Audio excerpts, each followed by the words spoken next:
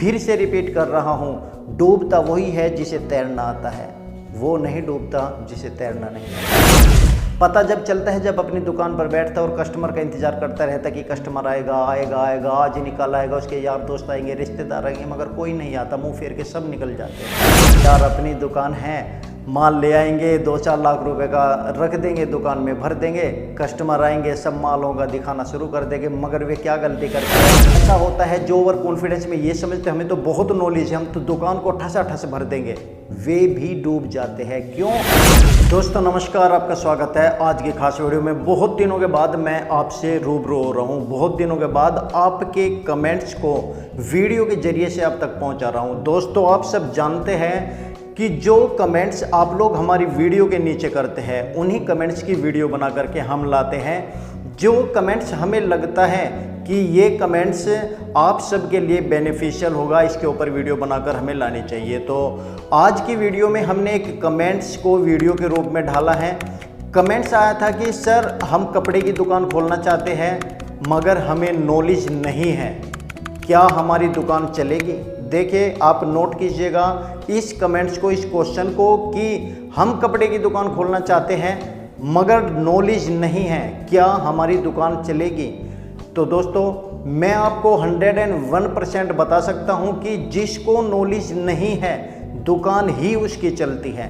जिनको नॉलेज है वे तो कहीं ना कहीं एक ना एक दिन डूबते ही डूबते हैं। क्यों? इसका बहुत बड़ा कारण है। जिसको नॉलेज है वो अपने नॉलेज के अनुसार इतना ओवर कॉन्फिडेंस हो जाता है कि वो ना किसी से पूछता, ना कुछ जानकारी जुटाने की कोशिश करता, बस पैसे ले जाता है, खर्च करता है, और पता जब चलता है जब ज़मीन पर उतर करके अपनी दुकान पर बैठ करके कस्टमर को डील करता है, क्योंकि उसने खुद की नॉलेज को ओवर एक्सपोज कर दिया, खुद की नॉलेज को ओवर कॉन्फिडेंस में बदल दिया। एक कहावत है कि हमेशा तैराक ही डूबता है, जिसे तैरना आता है वो ही डूबता है, जिसे तैरना आता ही नहीं तो वो डूबेगा कहाँ से। इसी तरीके से ये बिजनेस है, जिसको नॉलेज नहीं है वो ही बंदा बिजनेस में सफल हो सकता है। अब मैं आपको कुछ पॉइंट बताने वाला हूँ कि डूबता कौन है और आपको बिजनेस में सफल कैसे होना होता है। आप इन पॉइंट्स को ध्यान में रखिएगा, नोट कर सकते हो। इनको सुनने के बाद अपनी दुकान को स्टार्ट करने से पहले फॉलो कर सकते हो। यदि अभी तक आपने हमारा चैनल सब्सक्राइब नहीं किया तो चैनल सब्सक्राइब कर लीजिए, बेल आइकन को दबाना मत भूलिएगा, क्योंकि हमारी नोटिफिकेशन आपके बेल आइकन के दबाने के बाद ही आप तक पहुंच पाती है, आपको पता चल जाता है कि हमारी वीडियो अपलोड हो रही है। तो चलिए वे पॉइंट मैं आपको बता देता हूं कि यदि आप नई दुकान खोलना चाहते हो और आपको नॉलेज नहीं है तो आपकी दुकान कैसे चलेगी। तो देखिए मैं बता देता हूं, बिजनेस कोई सा भी हो, कपड़े का हो या अन्य बिजनेस हो, हमेशा 3 चीज़ें जरूरी होती हैं, समय, पैसा और मेहनत। ये 3 चीज़ें यदि आपके पास हैं तो आप एक ना एक दिन उस बिजनेस में सफल हो जाओगे। नॉलेज कोई भी माँ के पेट से लेकर नहीं आता, नॉलेज आपको काम करते करते ही होगी। यदि आप ये सोचते हो कि आपको बहुत ज़्यादा नॉलेज है तो आप डूब जाओगे। कामयाब वही होगा जिसे नॉलेज नहीं है, क्योंकि जिसको नॉलेज है वो तो तेज दौड़ने की कोशिश करेगा और जिसको नॉलेज नहीं है वो फूंक फूंक कर कदम रखता है। उसी के कुछ ये टिप्स मैं आपको बता रहा हूँ, कुछ पॉइंट बता रहा हूँ, इनको ध्यान दीजिएगा। पहला पॉइंट, आत्मविश्वास पैदा करो। आत्मविश्वास आपके अंदर है तो आप किसी के बहकावे में नहीं आओगे। आप अंदर से कॉन्फिडेंस है कि आपको ये काम करना है तो आपका मन नहीं बदलेगा। यदि आपका मन स्थिर होगा तो आप अपने बिजनेस में सफल हो पाओगे। दूसरा पॉइंट, डूबता वो है जिसके पास बिजनेस के अंदर पैसों की कमी होती है, और सफल वो होता है जिसके पास कस्टमर की पूर्ति करने के लिए पैसों की अधिकता होती है। या आप इसे ऐसे भी कह सकते हैं कि यदि आपके पास मात्र 20-30 हज़ार रुपये है और आप एक रेंट की शॉप खोल करके बैठ गए, उसमें आप माल भरोगे या किराया निकालोगे, अपना मार्जिन लोगे या घर का खर्चा निकालोगे, तो यहाँ पर हमेशा आप मार खा जाते हो। जब भी बिजनेस स्टार्ट करो अपने पास पैसों की पूरी रिक्वायरमेंट जो आपके बिजनेस में होती है उसे पूरा करने के लिए पैसों की अधिकता होनी जरूरी है। ये बात आप लोग ध्यान रखिएगा। कम पैसे में कभी भी बिजनेस शुरू नहीं करना चाहिए। जब तक आपके पास माल भरने के बाद रिपीट पैसा ना हो कि हाँ हम कस्टमर की डिमांड को दुकान शुरू करने के बाद अपनी जेब से पैसा लगाकर माल ला सकते हैं, वो ही बंदा कामयाब हो जाता है। जो बंदा ओवर कॉन्फिडेंस में एक बार ही जाता है, माल लेकर आ जाता है, 5-6 महीने तक मार्केट में जाता ही नहीं, ऐसे लोग कभी भी सफल नहीं होते। क्योंकि जो माल एक बार खरीद करके ले आया वो 1 महीने में 2 महीने में ट्रेंडिंग में आउट हो जाएगा, फैशन आउट हो जाएगा। कब तक ग्राहक को एक ही चीज़ परोसते रहोगे? यदि आप रोज़ाना खाना खाते हो, एक ही सब्जी आपको रोज़ाना दी जाए, कब तक आप खाओगे? इसलिए नया लाने की सोचो, नया करने की सोचो। इसलिए मैं कहता हूँ कि कभी भी ओवर कॉन्फिडेंस नहीं होना चाहिए। तीसरा पॉइंट दोस्तों, कहीं ना कहीं बहुत सारे लोग न्यू बिजनेसमैन पैसों की कमी के कारण या लालच के कारण या आत्मविश्वास न होने के कारण एक बहुत बड़ी गलती करते हैं कि अपनी दुकान की कानूनी कार्रवाई पूरी नहीं करते, जैसे कि जीएसटी का लेना। बहुत सारे लोग स्टार्टिंग में जीएसटी नहीं लेते, चलिए कोई बात नहीं, लेकिन काम चलने के बाद भी नहीं लेते, ये सबसे बड़ी गलती है।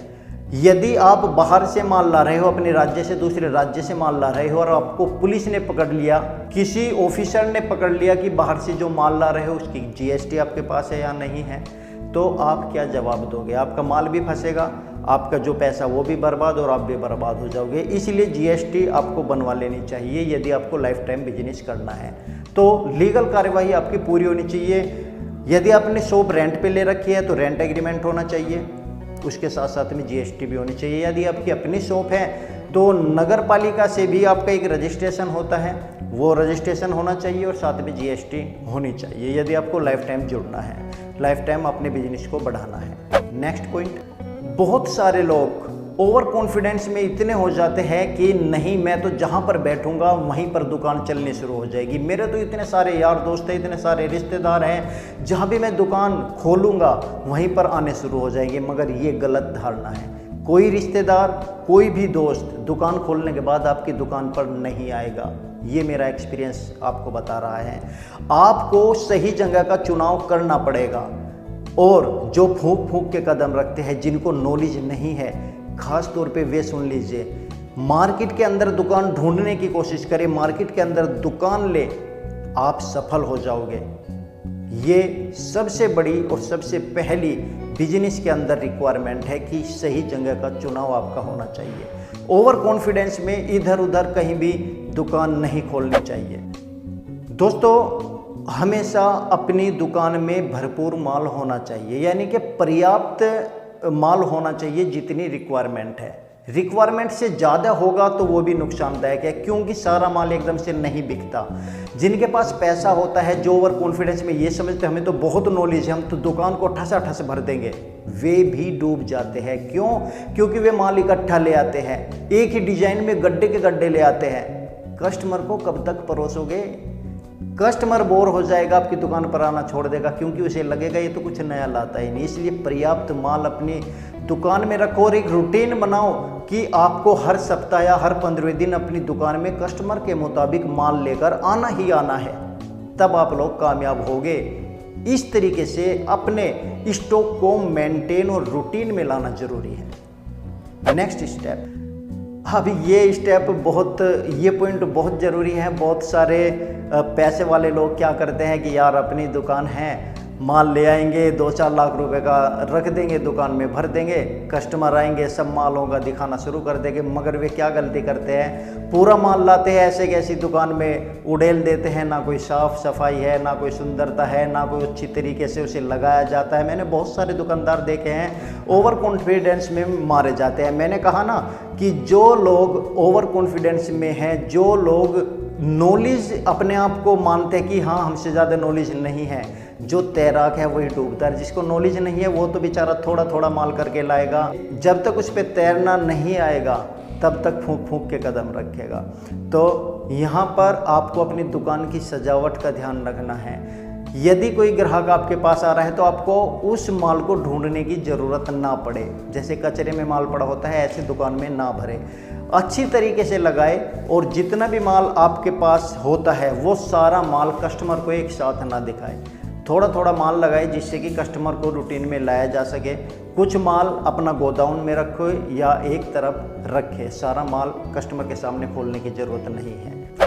नेक्स्ट पॉइंट बहुत ज़रूरी है कि कम पैसों से हमेशा दुकान की शुरुआत होनी चाहिए। मैं कहता हूं कि जो व्यक्ति जीरो से स्टार्ट नहीं होता अपने बिजनेस में, चाहे वो एक्सपीरियंस्ड हो या अनएक्सपीरियंस्ड हो, उसे नॉलेज हो या ना हो, यदि आपने जीरो से स्टार्ट नहीं किया और डायरेक्टली आप ऊंची उड़ान उड़ने की सोचोगे तो एक ना एक दिन नीचे गिरोगे।